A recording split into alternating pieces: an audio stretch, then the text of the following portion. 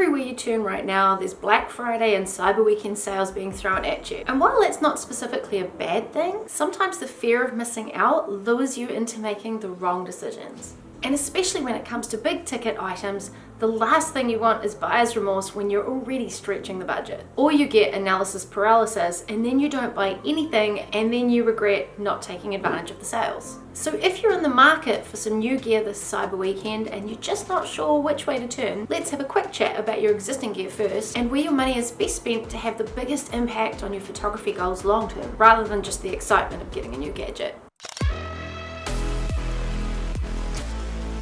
For the longest time, I was in love with the Canon 5D Mark IV.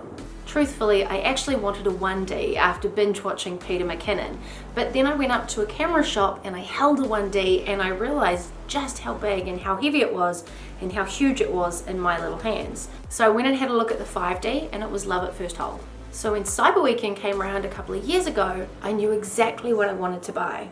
But here's the caveat. I had some really specific reasons about why I wanted to upgrade in the first place. So today I want to talk to you about why you're upgrading and what you should be looking for in your budget range so that you don't have to remortgage the house. So I'm going to break this down by where you are and what you want to accomplish. And then recommendations on what to buy and where to save some cash. Because truthfully, it's about the upgrade that's actually going to improve your photography, not just about that giddy excitement you get when an Amazon box comes to your door. So check out which problem you identify with the most, and I'll give you my advice on what I would do if I were in your shoes. Problem number 1. I want to start doing more professional work, but I'm really afraid that my gear just won't cut it. Okay, so I'm going to give you my honest opinion about why I upgraded my camera body, because truthfully, that's the crux of this entire situation. I upgraded my camera body for 3 specific reasons. Number 1, I wanted a dual card slot because I knew that if I was going to be shooting weddings or events that were one time, never going to happen ever again kind of events, that I wanted to make sure that I had 2 cards in case one corrupted. And this was a really serious fear for me because I had had cards corrupt on me in the past, and thankfully they were only for my own personal projects, but I would have been mortified had they been for a client. Truthfully, that resulted in me not pushing myself professionally because I was afraid that I would let somebody down. So having a dual card slot was a must for me, regardless if I was doing paid work or free work. Number 2, I wanted better low light capabilities, and the 5D has it in spades because I do indoor event photography sometimes and I wanted to make sure that I was still getting the best possible images.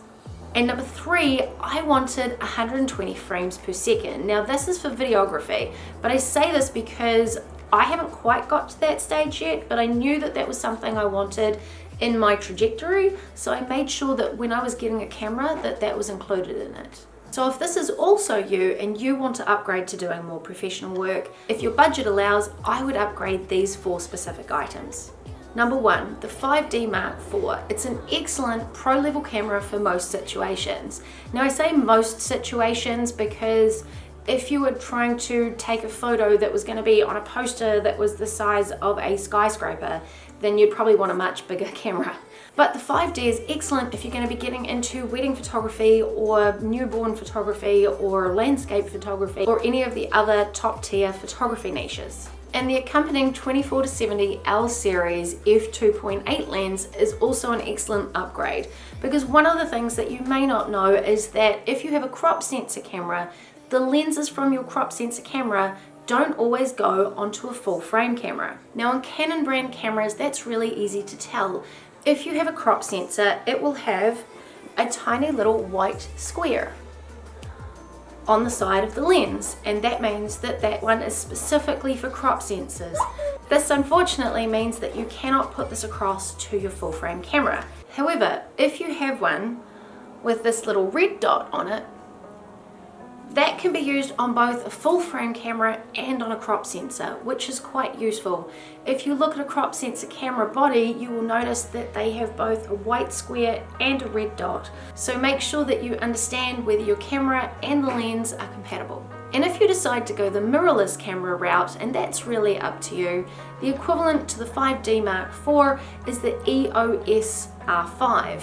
and it's equivalent 25 to 70. Now keep in mind as well that the lenses that go on the mirrorless cameras are not the same lenses that go on your traditional DSLRs. They do have some lens conversion mounts as far as I'm aware, but just understand that if you are going to go mirrorless, then that's an entire package unto itself. So just be prepared to replace your lenses at the same time if you decide to go that route. Number 2, as I was saying as well, the 24 to 70 lens. This lens is great if you're doing things like local business events or stock photography or birthing photography and things like that. Anything that is in a fairly small space. But if you're doing wedding photography, for instance, you may like to invest in a 70 to 200 just to make sure if you're standing at the back of the church, you can still get a decent shot of the bride and groom up the front. 50mm primes and 85mm primes are excellent if you're going to be getting into portraiture, and if you just want a really good all-around lens, then looking into something like a 24 to 105 might be a great way to go. Just make sure that you're getting the lenses that are going to get you the style that you're after. And if you don't know what style you're after, make sure you keep watching the video till the end. Number 3 is a new tripod. Now I say this because the tripod that I currently have is a Manfrotto tripod, but it only goes up to holding a 2kg camera. My new 5D plus the 24 to 70 lens is well over 2 kgs, and when I try and put it on the tripod kind of goes like this. So if I'm trying to take portrait shots, for example, and I'm constantly having to move people in and out, the camera's constantly leaning sideways, and I'm always a little bit nervous of it on the tripod. So if you upgrade your camera, make sure to check and see if your existing tripod will hold the weight, or if you're going to get a new tripod, make sure that the new tripod will hold the weight of the camera. And moving on from that is number 4, the Peak Design Clip. Now, I've spoken about this before on the channel. This fun little square thing here is the Peak Design Clip. And I have that on the bottom of my camera. And I also have a little clip that I wear on my belt, and it clicks in nice and safely and securely. Unfortunately, if I then want to take my camera and put it onto my tripod, I have to unscrew this little doodacky and then screw in the doodacky that belongs to that tripod, which can be kind of tedious, especially if I'm trying to do a big shoot. So when you're looking to get a tripod, make sure you grab a Peak Design Clip and make sure that your tripod has the ability to slip that clip in, which means that you can go from tripod to handheld to holding it on your waist without having to worry about constantly screwing and unscrewing it during the day. Now obviously I will link all of these things in the description, so if you're looking for anything that I've been speaking about today, they'll all be down there. And just a friendly reminder, make sure when you're buying things that everything you're purchasing is compatible, because the last thing you want to do is spend a whole bunch of money and realize that the lens you bought isn't compatible with the camera you have. So do your research. Problem number 2, I've got a tight budget and I just don't know what to upgrade first. If I could recommend only one thing to upgrade for a photographer, I would say optimize your light. So we'll start with a slightly higher budget first. If you have $100 to $1,000 to spend, upgrade your lenses to allow in more light. If you've only been using your stock lenses, your 18 to 55 or your 70 to 200, and they are stuck in the 3.5 to the 5.6 aperture range, you're missing out. Upgrade to one with a lower f-stop. Actually, I never quite figured this out if it's a lower f-stop or a higher f-stop. You want something around a f1.8 or an f2.8 at the very least is where I'm going with this. Plus, if you're upgrading your lenses, you will probably find that you'll get the red dot ones, which will work on both the camera that you currently have and on the full frame that you're looking at getting at some point. Now, speaking of the nifty 50, the cheapest and easiest upgrade you can get is this beautiful little lens right here. It is a 50mm prime, and if you don't know what a prime lens is, it's a lens that doesn't zoom in or out. It's a fixed focal length. So unlike the 18 to 55 where you can move in and out, with this one on your camera, you have to use your legs and walk backwards and forwards. But if you've only ever used stock lenses, treat yourself to one of these. Honestly, the difference in my photography when I started using this was night and day. I'm not even kidding. It's amazing and it's beautiful. And now, if you have a budget range of under $100, invest in some basic softbox lights. I bought a set of 2 about 5 years ago and I am still using them. I've got one on right now. I use it for all my YouTubes, and I also use it for all the small level photography that I do in my little wee home studio space. And though one day I will upgrade my lighting, right now this is exactly what I need, and it cost me I think about $70 New Zealand. And it makes such a difference when you have some light to play with, and it's a great introduction to being able to use light without having to have a huge price tag on it. And again, links will be in the description for all of these things, plus I'll throw in a couple of other cheap lighting options as well. Problem number 3. Everybody else has super cool gear and I don't. Also known as, I don't really feel very professional with the gear that I have. Okay, so this isn't really a problem, but it kind of is at the same time, especially when you're trying to move into being more professional. So if you want to address that feeling of, I don't feel very professional, I'm gonna tell you what I think should be in your professional kit to make you feel and look more professional to clients. Number 1, a decent backpack that holds all of your gear. Because showing up to a client, having all your stuff in a supermarket bag with your camera and your lenses wrapped up in a towel is not the most professional look, and I have done that. The first thing clients see is going to be the way that you look after your camera equipment. So coming along with a simple backpack that you're able to put everything in nicely and look after your equipment is a great first impression. Now, I personally am obsessed with Peak Design, but they are a more premium level. We're talking $400 or $500 for the kind of backpack that I'm after. So when I bought a bag, I bought a Manfrotto. Where is my Manfrotto? Here is my Manfrotto. This is an excellent bag. See? Manfrotto.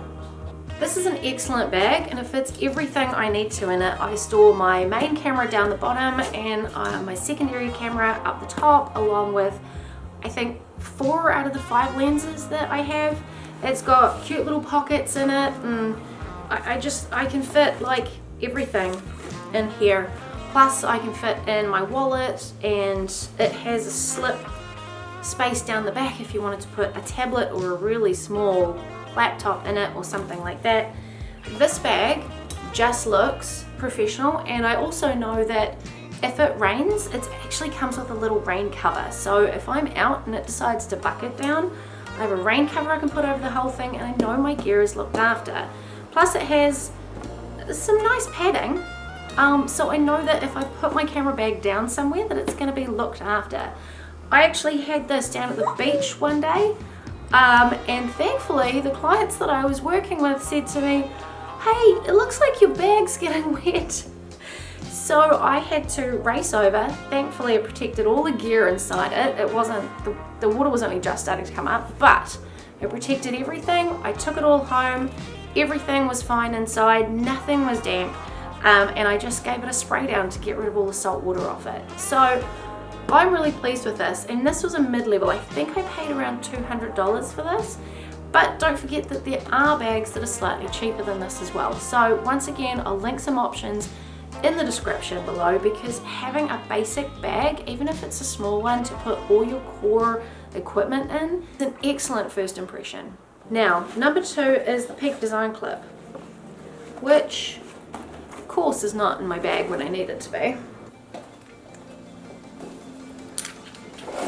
Now, you may be quite happy hanging your camera around your neck, but if you lean down into some small child and accidentally whack their face with the camera because it's swinging on your neck, that's not really a great impression. And I'm not saying that you shouldn't use a camera strap, but a better option, in my humble opinion, is the Peak Design clip. Now, I have one of these and it's brilliant. All you do is you unscrew it, unscrew that one, and it flips open, and you put this on your belt. So the belt goes up through there, put it back on, tighten it up. You can also put it on if you've got a bag strap. You can stick it on a strap so you can have it up here if you want to. I prefer to have this around my waist. And then all you do is, once that's all nice and tightened up, I'm just always sitting there fiddling and tightening mine. This is the same piece that goes on the back of the camera. Now I have 2 cameras and I have 2 of these. So if I want to flick between them, then I'm able to, and that simply slips in. Is it going to slip in? I'm saying it simply slips in. What? Oh. And that simply slips in and clicks in, and then it's not going anywhere. Now I say that this is really good for a professional level because it means that you're not going to be sticking your camera down somewhere that some small kid can get it. If you need to take your jumper off or anything like that, you have this attached to you. And as you're moving around, like I said, I like to wear this on my waist. So I know that my camera is there and I've got my hands free to be straightening somebody's shirt or their hair or something like that without having to go, oh hang on, I'll just go put my camera down on the grass or something like that. It's a small investment, but it's definitely one of my favorite little gadgets. Number 3, and I'm just gonna throw this in, it's not exactly gear per se, but you could go and get a nice shirt with your company logo embroidered on it, or like official photographer printed on it. So keep that in mind as well, that if you just want to feel a little bit more like you belong where you are, get a t-shirt that's got that written on it. And number 4, of course, having your camera and your lenses makes you look professional, obviously, but also having something to clean them with. This is just a little pen brush, where you could also get one of the little rocket blowers, and it just makes it look like you're looking after your equipment and you know what you're doing. And if you've got all these things and you really are just looking for something to get Amazon to send you because it's Cyber Weekend and you should buy something, get one of these, because this holds all your cards. It's a hardcover card holder and you can fit all your cards in there, and it looks super professional when you pull it out and you have everything organized. Also, don't be like me and just throw them in your bottom of your handbag and then not be able to find them when you need them for clients. So this makes you look a little bit more professional as well. And if you want to see a whole list of 13 cheap accessories that I think that every photographer should have, I'll link up that video, whichever side, I can never remember which side that the link goes on, and I will put the link in the description for that video so you can check those out as well. And problem number 4, I don't actually know what gear to upgrade because I don't even know where I'm going wrong or what kind of photography I even want to do. It's all good, I've got you on this one as well.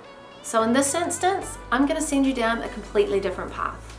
Stay away from the fun, shiny things and put your money towards some courses to really understand your gear, or how to be more creative, or niche specific techniques, or storytelling with your work, and deep diving into editing programs. I've personally always enjoyed Skillshare and done a number of courses on there myself over the years, and I can't recommend it highly enough. It's one price and you have full access to their entire catalog that's basically designed entirely for creators. So if you also wanted to get into like web design so that you could create your own website and make it look amazing, or you wanted to get into videography because you wanted to be a wedding photographer and you wanted to expand the portfolio of what you're able to offer, then it's all there and you can learn it all for one monthly price. And no, Skillshare isn't sponsoring this video, but if you do ever see me doing a video that is sponsored by Skillshare, you'll know that it's actually a brand I do really believe in. Now, there are obviously many more courses and many more course platforms. I've done courses, for instance, on Udemy and Domestika, and while they've been okay, I have found personally that the tutors and the topics on Skillshare are actually a much higher quality. And then of course you've got private courses. Many photographers and creators these days are creating their own courses and teaching resources. So it's up to you which route you go. I even put up my very first PDF for sale yesterday that teaches newbie photographers how to make the most of the space that they have at home, even when they don't have a studio, because I think it's really important to pass the knowledge on as you go forward yourself. Now, I consider myself to be self-taught to an extent, and what I mean by that is I didn't go to university or Polytech or anything to get qualified to be a photographer. So I haven't specifically had somebody teach me and then grade me on what I've been learning. But I have done a truck ton of study through both YouTube and online courses. So if you're feeling stuck, going and doing some courses could be a great way to help you figure out the style that you want to go after, and therefore what equipment that you actually want to buy. Think about it this way: if you go and spend the next year learning, then by Cyber Weekend Next year, you're going to know the exact equipment that you need to upgrade to. And now, I'm off to check out the Cyber Weekend deals myself to see what stocking stuffers I can ask Santa for while Cyber Weekend's still going. So, I will see you guys in the next video.